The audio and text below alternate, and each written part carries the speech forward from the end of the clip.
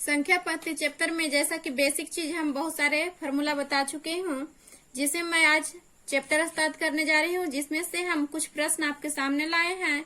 ये प्रश्न को मैं सोल्व करने जा रही हूँ और जैसा कि इसे हम सोल्व करके आगे भी कुछ प्रश्न हम बनाने के लिए दूंगा, जिसमें आप उसे बनाकर देखिएगा और उसका आंसर आप कमेंट बॉक्स में दीजिएगा। जैसा कि देखिए मेरे पास प्रश्न दिया हुआ है 70,560 में 5 और 6 के स्थानीय मानों का गुणनफल है। यानी हमें संख्या सबसे पहले दिया हुआ है 70,560। अब इसमें कह रहा है 5 और 6 के स्थानीय मान, 5 का स्थानीय मान और 6 का स्थानीय मान निकालना है। चलिए सबसे पहले हम निकालते हैं 5 का स्थानीय मान। तो हम बताए थे स्थानीय मान निकालने के लिए जिसका स्थानीय मान निकालना रहता है वो संख्या लिख देते हैं और उसके बाद जितना अंक रहता है उतना शून्य डाल देते हैं। यानी 5 के बाद हमें 2 अंक दिखाई दे रहा है, इसलिए 2 शून्य डाल देंगे। चलिए आगे बोल रहा था 6, 5 और 6, 5 का निकालिए। चलिए अब 6 का निकालते हैं। 6 का हो जाएगा स्थानीय मान, 6 तो लिख दिए, इस पे 1 अंक है इसलिए 1 शून्य दे दिए।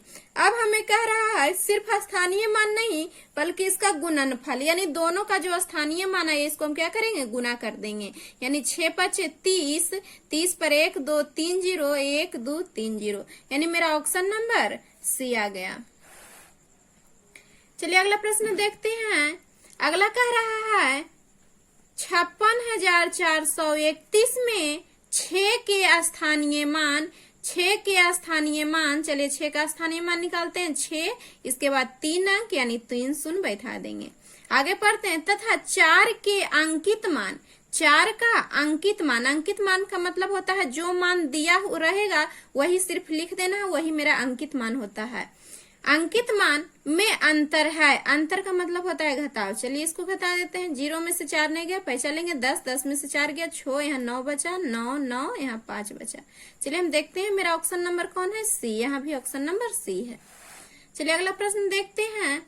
35,362, 35,362 में 5 के स्थानीय मान, 5 के स्थानीय मान। चलिए पहले 5 के स्थानीय मान निकाल लेते हैं। 5 इसके बाद 1 2 3 अंक है, यानी यहाँ हम 3 शून्य डाल देंगे। तथा इसके अंकित मान, किसका, 5 का ही, यानी 5 का हम अंकित मान निकालेंगे तो क्या होगा, सिर्फ 5 होगा। में अंतर है, अंतर मतलब घटाव, इसे हम घटा देंगे।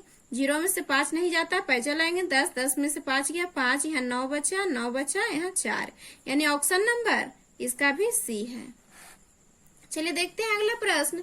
संख्या 12,345 में, 12,345 में 3 के स्थानीय मान, 3 के स्थानीय मान। चलिए स्थानीय मान निकाल लेते हैं। पहले 3 लिखेंगे, इसके बाद 2 अंक है तो 2 शून्य डाल देंगे।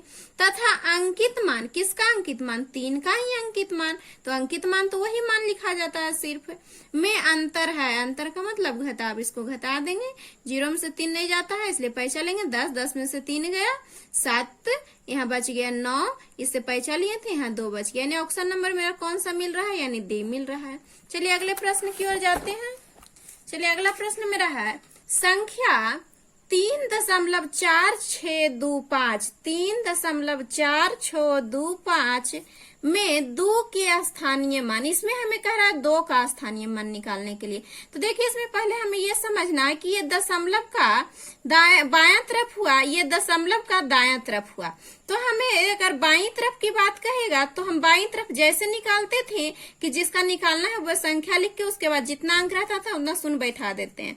लेकिन अगर हमें दशमलव की दाईं तरफ की बात कहेगा तो हम इसे सबसे पहले क्या करेंगे, जिसका हमें स्थानीय मान निकालना होता है वही, उसका हम निकालने के लिए हम इसमें 2 का स्थानीय मान कह रहा है तो 2 के स्थानीय मान निकालने के लिए हम इसमें क्या करेंगे, जो संख्या दिया हुआ रहता है उसको लिख देते हैं और बता नीचे 1 पर देखते हैं कि दशमलव तरफ से इधर कितना अंक है, कितना अंक पे 2 मिल रहा है, 1 2 3 अंक पर, यानी 1 पर हम यहाँ क्या करते हैं 3 शून्य डाल देते हैं।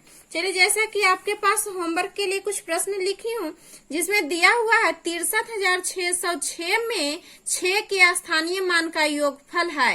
यानी इसमें हमें कितना छो दिखाई दे रहा है, 1 2 3, यानी तीनों छो का स्थानीय मान निकाल लेंगे, उसके बाद उसका योगफल ज्ञात कर लेंगे, यानी उसको ऐड कर देंगे, जोड़ देंगे।